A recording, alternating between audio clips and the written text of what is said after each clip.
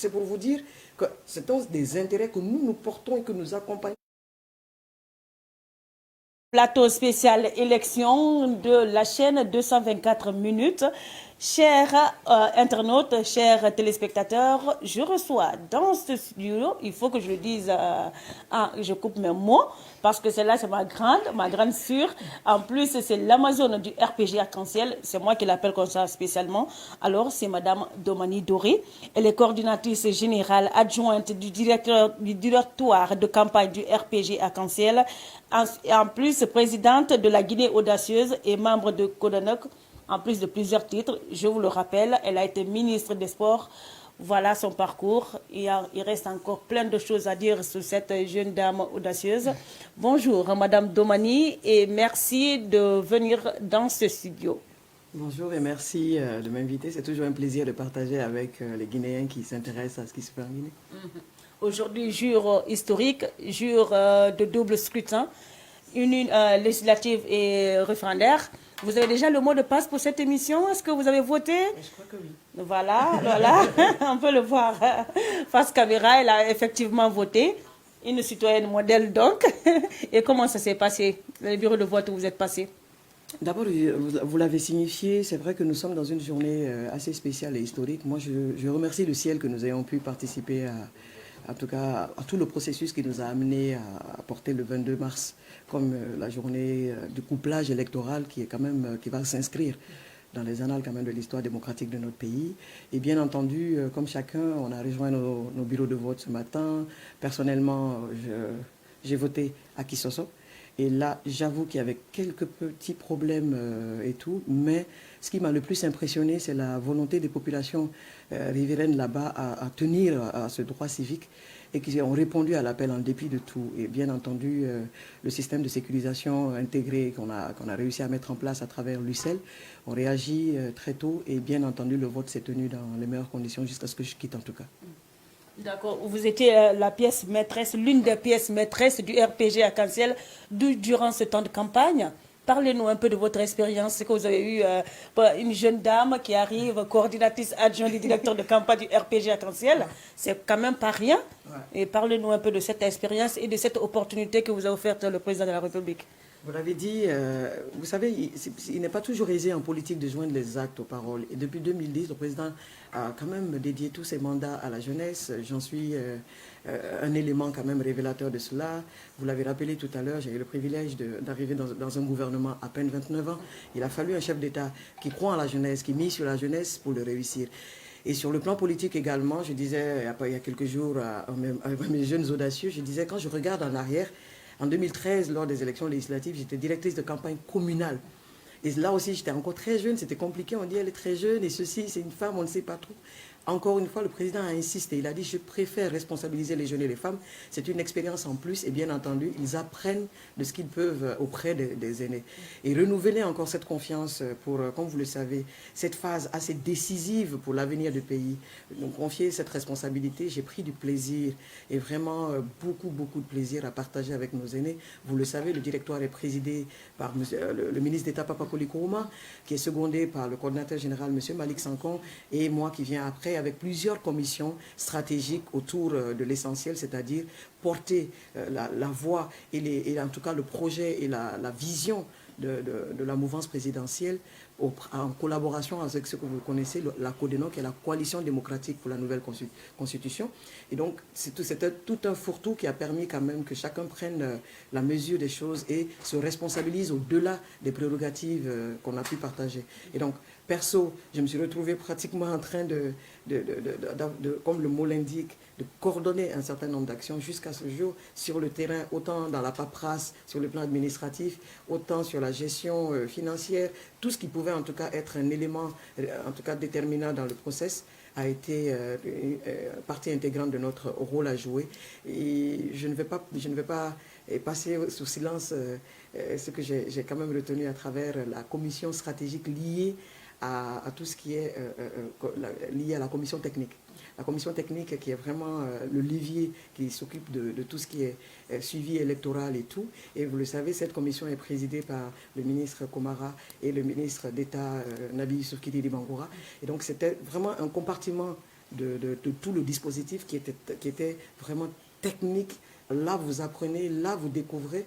Et je crois que, comme j'aime à le dire au niveau de tout ce qui est vision politique, franchement, la jeunesse a réellement besoin d'intégrer de manière massive la conduite en termes de participation sur le plan électoral, mais politique, parce qu'on ne peut pas prétendre définir ou partager ou même pousser ce qu'on estime être bon pour le pays sans s'intéresser à l'aspect politique de tout ce que nous faisons dans le pays. Donc, pour résumer peut-être, j'ai réellement pris du plaisir et je veux remercier les militants parce que c'était une campagne à la fois contraignante. Je ne dirais jamais que ça a été harassant parce que c'était un plaisir d'aller à la rencontre des populations, de renouveler en tout cas notre disponibilité à discuter, à partager et bien entendu à les rassurer que l'Assemblée nationale, en permettant encore que nous ayons la majorité confortable, bien entendu, cela permettra à la vision du chef de l'État de se consolider de manière intégrale et même sur des perspectives plus heureuses. D'accord. Et est-ce que justement vous pouvez un peu nous citer de ces quelques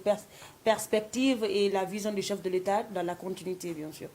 Vous savez, malheureusement ou heureusement, les gens, on a beaucoup plus d'experts en politique et tout qui aujourd'hui se permettent de parler de choses liées à ce qu'on appelle l'avenir. L'avenir, pour moi, ça ne s'improvise pas. Ça ne s'improvise pas. C'est des choses que l'on construit sur la durée. Et aujourd'hui, quand vous remarquez d'où nous venons en 2010 à nos jours, bien entendu, tout est fait pour que nous prenions la mesure des choses quant à ce que nous avons envie de porter comme participation individuelle pour que le collectif puisse aider la vision du chef de l'État. Je prends un exemple très simple. Lorsque je fais la lecture, par exemple, de la nouvelle Constitution, c'est vrai que beaucoup n'ont pas pris le temps parce qu'ils n'ont pas peut-être eu le privilège d'avoir de façon très poussée des termes qui leur permettent de comprendre le contenu. C'est un travail très délicat de vulgarisation du contenu. Je dis souvent que les intérêts qui nous guident en politique sont divers. Et moi, particulièrement, vous le savez, je préside un mouvement, la Guinée Audacieuse, au moins un incubateur politique. On parle de rajeunissement, féminisation et qualification du personnel politique. On ne peut pas prétendre venir en politique sans soi-même. Tu viens avec tes valeurs, tu viens avec ce que tu es, tu viens avec ta personnalité, tu viens avec ta manière de voir les choses. Et bien entendu, tu apprends à accepter la différence avec les autres parce que les autres ne sont pas obligés de voir les choses de la même manière que toi. C'est un apprentissage. Il faut déjà que nous travaillons à ce qu'on intègre cela. C'est pourquoi, pour revenir au fait que j'ai parlé des intérêts, quand tu prends la Guinée audacieuse, rajeunir, féminiser et qualifier, dans le contenu de la nouvelle Constitution, les innovations et progrès permettent de manière très sociale et large, une large constitutionnalisation de tout ce qui va dans l'intérêt des populations, notamment jeunes et femmes. Quand vous citez tout simplement, le simple fait que la jeunesse se retrouve avec un fonds spécial dans une constitution qui permettra sa promotion, sa valorisation sur des aspects technologiques, sur des aspects culturels, sur pratiquement des aspects liés à tout ce qui touche à notre devenir de demain, je pense que ce fonds ne pourrait pas simplement être une volonté personnelle du chef de l'État et s'en tiendrait là. Il l'a promis depuis. Mais consigner cela dans une constitution, franchement pour moi, c'est offrir un boulevard pour la jeunesse qui est bien entendu assez responsabilisée de nos jours. Quand vous revenez également au fait que nous avons toujours vécu, que oui, on permet à un jeune d'être capable de porter en tout cas son vote pratiquement à l'âge de 18 ans. J'utilise des termes pour qu'on puisse vraiment se comprendre. À 18 ans, on te dit que tu as l'autorisation ou le droit de voter, mais tu n'es pas encore suffisamment responsable pour être un candidat. C'est complètement en déphasage avec ce qu'on lui demande. S'il sait ce qu'il veut, donc peut voter pour le programme qu'il estime être le bon, ça veut dire qu'il peut porter un programme.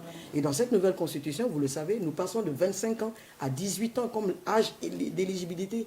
Donc à partir de 18 ans, déjà, à travers cette ouverture qu'on nous offre, ça veut dire que l'on responsabilise davantage la jeunesse guinéenne. Ce que je salue particulièrement.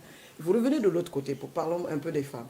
Lorsqu'on vous dit qu'au moins promouvoir la parité de manière constitutionnelle, permettre à ce qu'il y ait des mécanismes pour que les populations, qui sont d'ailleurs les plus nombreuses, en tout cas la population féminine, permettre qu'il y ait des mécanismes d'égalité de chance en termes de représentativité pour des rôles.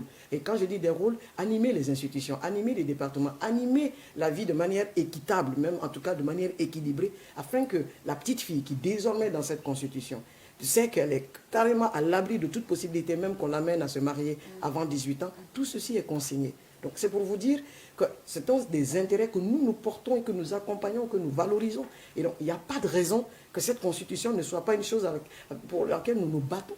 Donc Bien entendu, nous sommes de ceux et celles qui estimons que pour des raisons qui paraîtraient simples pour d'autres, en se disant ce sont des choses que la société civile prône depuis longtemps. Ben oui, la société civile a des limites. La société civile s'adresse aux acteurs politiques, notamment le législatif. Si le législatif n'en fait pas une réalité qui permet à ce qu'on appelle une loi fondamentale forte, qui a un ancrage constitutionnel, de valoriser cela, bien entendu, on continuera à faire de nombreux plaidoyers qui n'atteindront pas. Peut-être que je peux conclure avec le fait que simplement, on se plaint tous du niveau d'éducation que nous avons dans le pays.